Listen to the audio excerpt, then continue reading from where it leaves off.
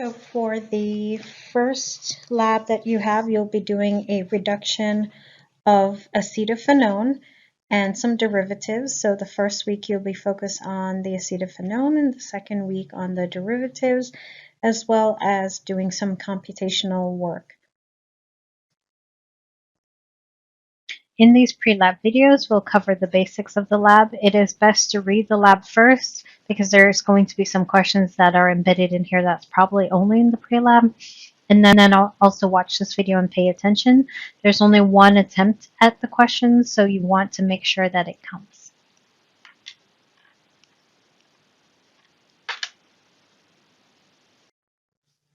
So in this experiment, you will be doing a nucleophilic addition to acetophenone.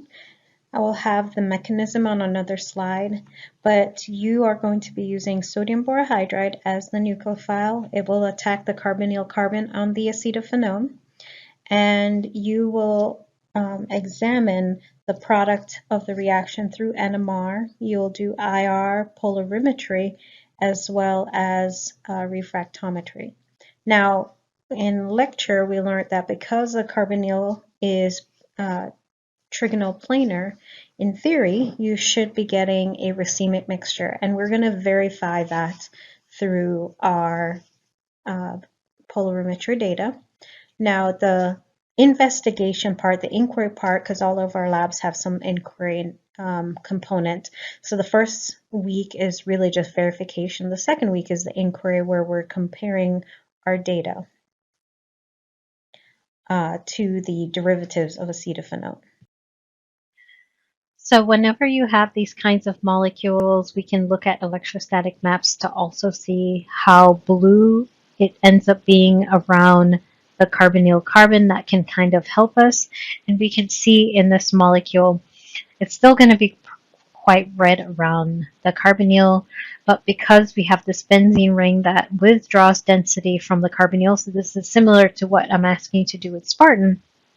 Here I'm actually withdrawing some density into the ring, so we can see that we're moving it around and sharing electron density between the ring and the carbonyl. It kind of changes the behavior sorry, not withdrawing the density, we're adding density into the carbonyl with the ring, and that changes the behavior of that carbonyl. So you're going to do something similar with that with the nitro group, which is an electron withdrawing group, and a methoxy group, which is an electron donating group. In this mechanism, the nucleophile, because my carbonyl, the electrophile is flat, the nucleophile can come from either face. And so the data that you're going to be getting is because we take the sodium borohydride, which is achiral, it's going to react on either side. So what will happen is that if you take sodium borohydride and you react it with taric acid, it's going to form a complex. So nothing's going to happen to them. They're just going to essentially be attracted to each other. So it's like I have the sodium borohydride and it's attracted to something that's chiral. It makes this complex chiral. And what's going to happen is that when this complex, the sodium borohydride attracted to the tartaric acid comes in, it's going to come in from one face preferentially over the other because of how it orients itself. And there's an image of that in your head. So your first task of this experiment, which is going to be doing the synthesis of the acetophenone, the reduction of acetophenone with sodium borohydride and ethanol. And you are going to be doing this experiment and determining, did you make the compound? What was the percent yield? What was the optical rotation? And you'll share that information with your peers just so that we have like a general set of data. So there's going to be a collaborative effort there. You're in the unit 0, you were supposed to calculate the LUMO of the derivatives as well as the HOMO of the sodium borohydride, so you can make a comparison. So you're going to make a prediction on whether or not which substance should be better. You'll actually have a question that's embedded that's going to ask you that. So pull out your sheet at this point, look at your LUMO data that you calculated, and you're going to say what's the lowest LUMO value because that's the most electrophilic. And then from there, you're going to tell me which compound had the lowest LUMO. So be prepared to answer those questions in just a second. And then you're going to be comparing that computational data to actual data. So everybody's going to be assigned different acetophenone derivatives, and then you're going to determine from the acetophenone derivatives what is how does it compare to the data? Like I mentioned in class, your computational data is done in vacuum, meaning it's in not in vacuum, it's done without solvents and things like that. So there could be some solvent effects that might affect your data, and be aware of that. That's something you should discuss in your write-up. But in theory, we should be seeing kind of a pattern related to that. Now, this is under the assumption that all your experiments and all your reactions were given enough time to react. So in future studies, one thing that a student could do is testing the sample at different times to come up with a kind of a curve of the kinetics of the reaction and compare that. So in this experiment, we're not comparing the kinetics, we're just seeing at the same time, do you get the same yield? But this is something as a source of error in making that judgment, that without knowing how long the reaction actually takes, so your best reaction could have finished way longer, and so it could be the best reactant. We're really just comparing yield, and that's all we can do for the purpose of this experiment. So let's review the mechanism for this reaction. So if you take acetophenone,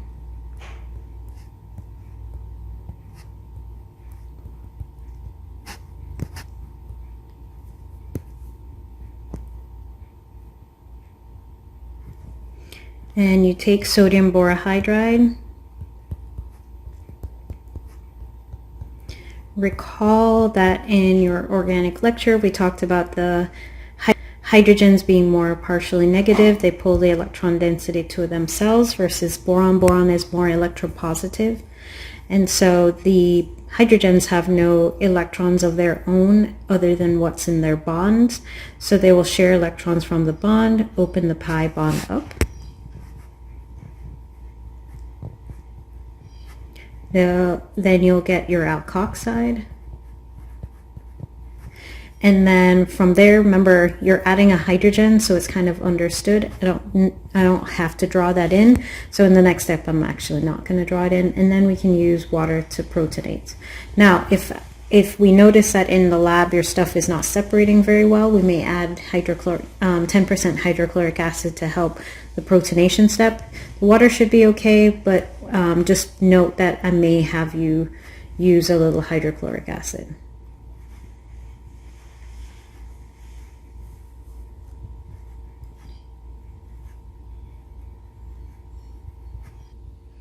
Now, the one aspect of this that we haven't really talked about is the fact that with the sodium borohydride, and you don't need to remember this mechanism, but I do want to point out it's a little bit more complicated than this, and this affects how our lab operates and the ratio that we have.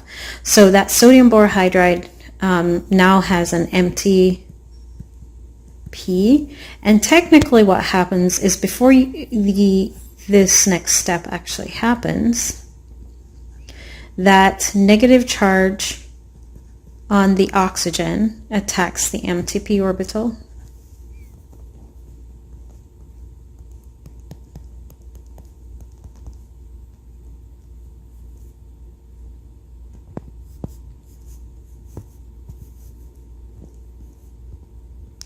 and then you get that negative charge back on the boron when it accepts. And so another molecule, remember there's jillions and trillions and billions of these acetophenones, another one can come in and attack. And this process will keep happening over and over again until you have your boron essentially bonded to 4 acetophenone derivative groups. So this will just keep happening, and eventually the water will come in and displace the sodium borohydride. So we'll protonate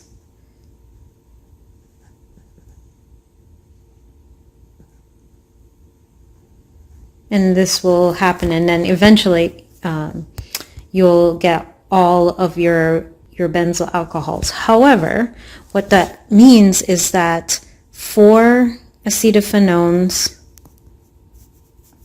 react, and so we can use mechanisms to figure out our mole ratio, but because I shortcut our mechanisms for this just to kind of be simplistic, it kind of makes it a little harder to figure out the mole ratio. So that's why I needed to explain that here, that you're actually going to need 4 acetophenones for every sodium borohydride. So essentially, each one of these hydrogens in the hydride is going to be used up. So essentially, you have 4 hydrides to every acetophenone in this case. And so we have to write our equation as 4 acetophenones because there's 4 hydrides here, 4 acetophenones for every hydride to make it a 1-to-1 ratio. So that's the only way we can get that. And so in terms of our product, that means that we should get 4, we should be able to use that mole ratio to calculate our material. So whatever moles you have of the sodium borohydride, we expect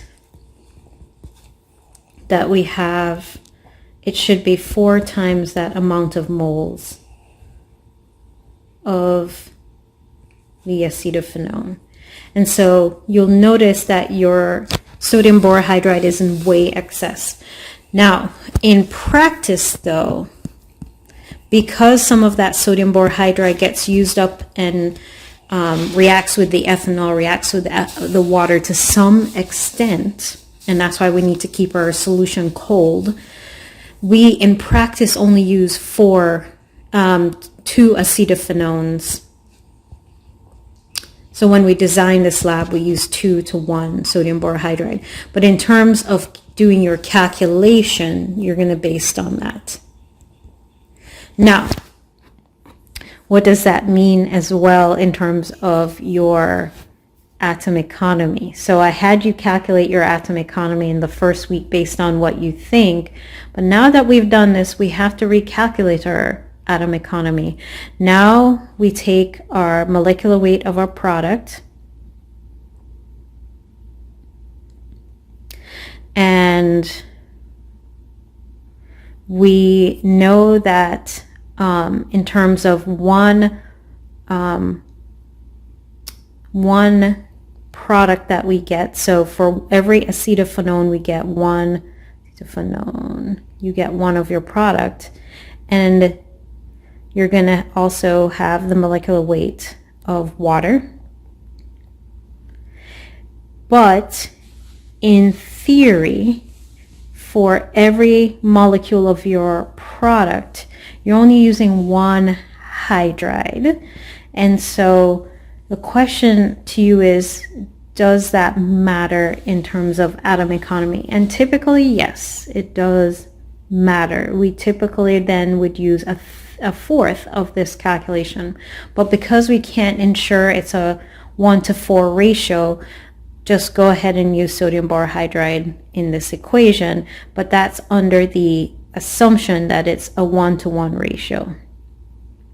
In reality, it's a 1-to-4 ratio, but because of practice and we can't confidently know every sodium borohydride is only being used with the acetophenones, then it's not quite a 1-to-4. So we're just going to use the assumption of a 1-to-1, even though this is what's actually expected.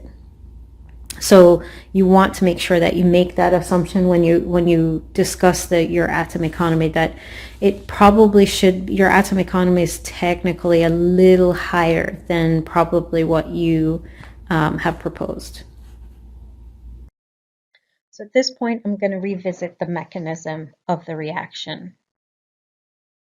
One aspect of this experiment that we won't be exploring, but I want you to have an understanding or kind of know a little bit of something about, is that we can make a stereospecific and we can look at regiospecificity of a reaction. So here, if I wanted to use sodium borohydride on this molecule called ethyl acetoacetate, this has a ketone and an ester. So in theory, the sodium borohydride should only react with the ketone, and our data should be able to tell us that. And then if I wanted to get a chiral, you try to obtain one chirality or mostly one chirality. There are ways in which people have discovered we can do that. So one example is using sodium borohydride with either L or D tartaric acid to favor one enantiomer over the other. And this is how this experiment would work. So the way that this happens is we use a chiral auxiliary. Now, in your green chemistry principles, oftentimes we try to avoid auxiliaries because they add to it kind of lowers your atom economy. However, in this case, if we only want one enantiomer or the other, mostly one over the other, what they do is take the sodium borohydride, they react it with tartaric acid. When reacting it with the tartaric acid, it forms a compound called an acycloborohydride, which then turns the sodium borohydride into a chiral molecule itself, and then it has a preference of the side of the molecule that it reacts with. So this is a way to try to get one type of the product that way. And so we could apply that to your molecule, but you've already too many objectives. So that is something that could be done in the future. It could be a project if somebody wants to try it.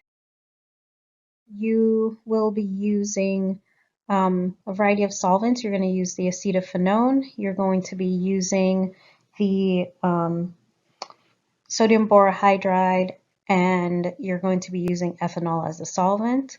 And so be prepared to have your ramp set up and your notebook set up with that information. You also are going to be drying your sample with magnesium sulfate.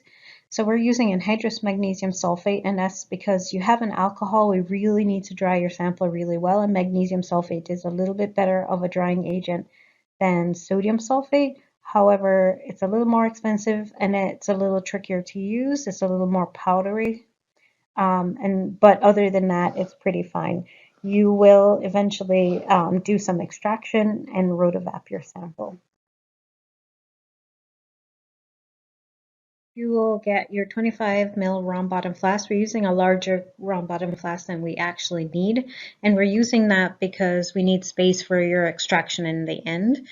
I'll have a little clip about kind of going over some of that part of your experiment after we go over the procedure. You're going to add your sodium borohydride, but it absorbs water, so please be very careful not to leave it open. Don't leave the bottle open and don't leave your flask open. So you're gonna need to cap everything at some point. So it's very hygroscopic as well as it reacts with air.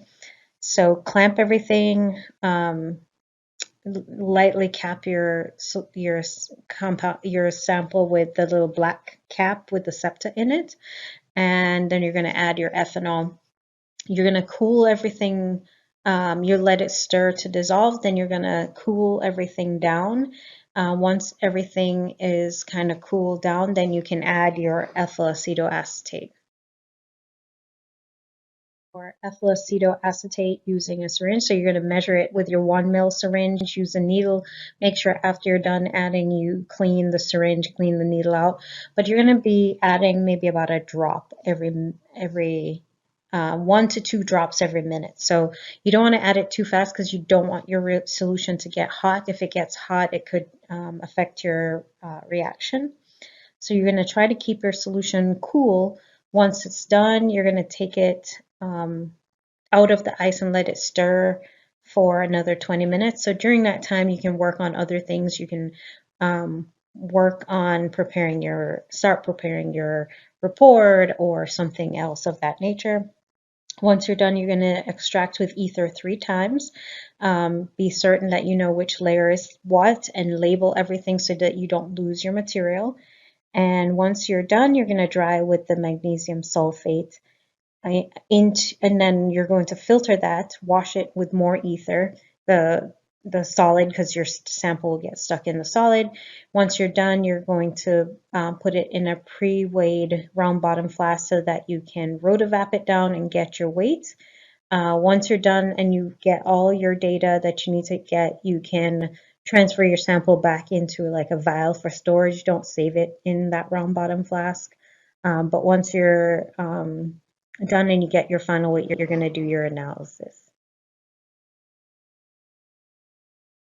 So you're going to do the same thing the following week, but before you're done, get your refractometry, your polarimetry, NMR, IR, etc.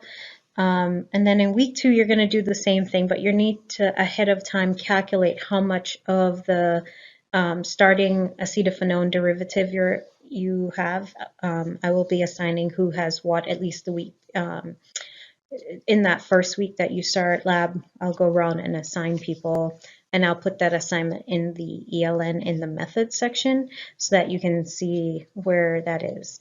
And you will go ahead and put your data in after the fact. So once you get your data, you evaluate your NMR, etc.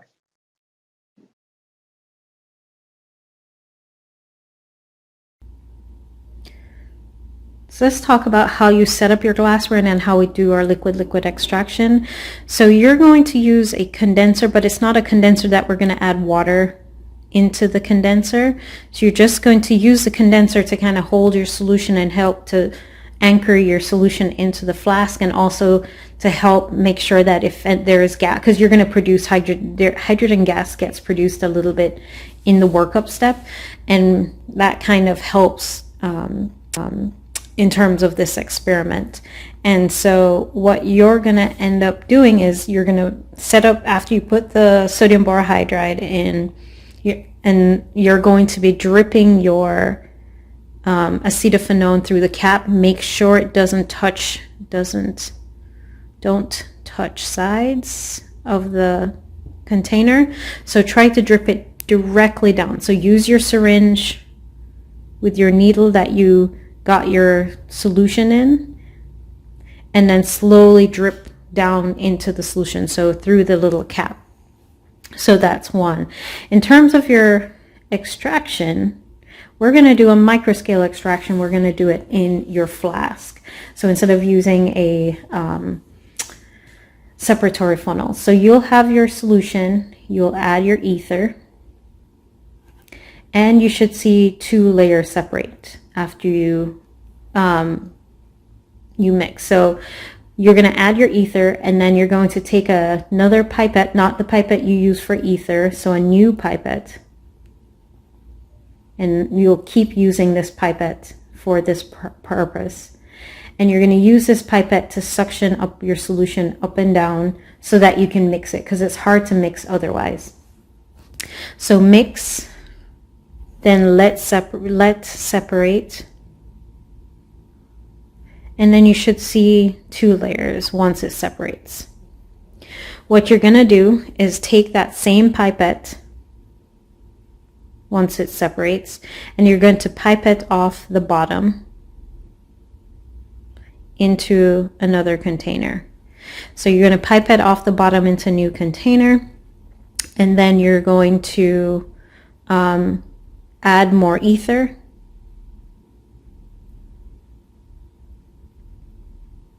And because ether goes to the top, so this is technically finishes your first extraction. So you're going to add ether again, and not with the pipette that you take the ether from the bottle. Ether should be with its own fresh pipette. You're going to mix again, just like you did, and then separate the bottom off again into another container. So this is your second extraction, and you're going to add ether. So in this case, I mean diethyl ether. Get your layers, separate them again. So this top layer that you had is going to go back into the top of what we had here. And so you're going to keep adding the top, keep adding the top. And so you should end up with about 3 or 4 mils of solution when you're done. Now, let's say at this stage you didn't see a separation the first time. You're going to add a mil of water to try to see the separation. If you still don't see the separation, we're going to add a mil of 10% HCl. So if you're not seeing your solution separate, it's probably because your sample, your alkoxide didn't protonate properly. And if that's the case, that's fine. If you want to preemptively put a couple drops of the 10% HCl, you can. Just be very careful because it's going to make your solution bubble a lot. So once your reaction is done, you're going to actually rotovap away the ethanol, and what that will do is allow it so that it's easier to extract your material later. If the ethanol is still there, it actually makes an emulsion. It makes it hard to separate. So you're gonna, and I'll show you how to do this, so please take notes when you do that. But basically, you're going to take your small round bottom flask, that 25 ml round bottom flask, take out the stir bar.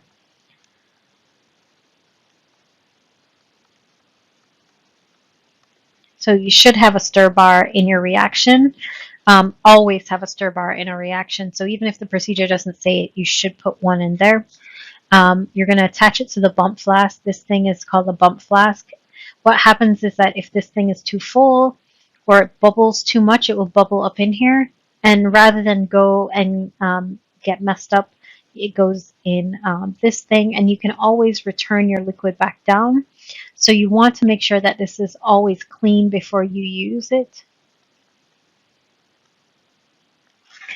So your liquid, when it rotates, will go up in the condenser. So the condenser is not on the picture, but the condenser is here.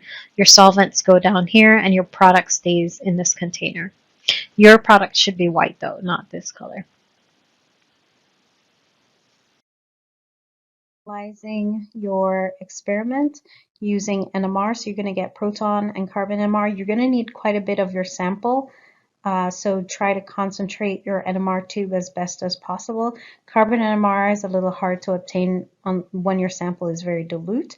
Your proton NMR you'll get. Make sure you rotovap your sample very well before you do your NMR, or you're going to see those peaks on the NMR. You're going to do IR of the liquid, so I would make sure to get your IR polarimetry and refractometry, and then set up your NMR tube so that you can use the rest of your sample for that. You're going to need to calculate the percent yield, but based on the ratio of our borohydride to our acetophenone, use that ratio to calculate your expected yield. And in our experiment, one of the things that you're going to see, what you saw in your mechanism that's a little bit different than what you experienced in lecture, is we kind of talk about the full mechanism. We only talk about the partial mechanism in the lecture, but you saw that there was more to the mechanism, that the sodium borohydride keeps reacting until all the hydrides are being used up. So it's a little bit longer of a mechanism, and so that's why we shortcut it for lecture purposes. When you write out the reaction in your experimental write-up, your report, you don't have to draw the mechanism, just note how many equivalents of acetophenone there are compared to sodium borohydride. You're going to calculate your atom economy, and as your handout told you from Unit 0, and when you calculate the atom economy, remember it's the sodium borohydride and your water and your acetophenone that are the reagents, because you need water, and the water actually is in your ethyl acetate. That's why we use that. But in your ethanol, the ethanol just is going to be the solvent. The water is going to do the protonation. So you have those three things for your bottom number for your atom economy. And then for your green principles, think about what's some green aspects that could be attributed to this lab. So in your Unit 0, you were asked to do something like that. The last thing that I want to make sure is that you need to post your data And this will be your in the manual part in your notebook. So you're not going to be posting it just in your notebook alone, but we're going to be doing a collaborative lab.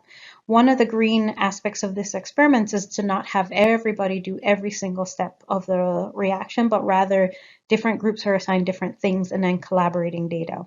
Now, based on the number of students and number of groups, we may not have duplications of all the data, but in practice, we would like to have data done in duplicates or triplicates or more. Usually triplicates are good so that we can draw a good sense of what's going on in the experiment.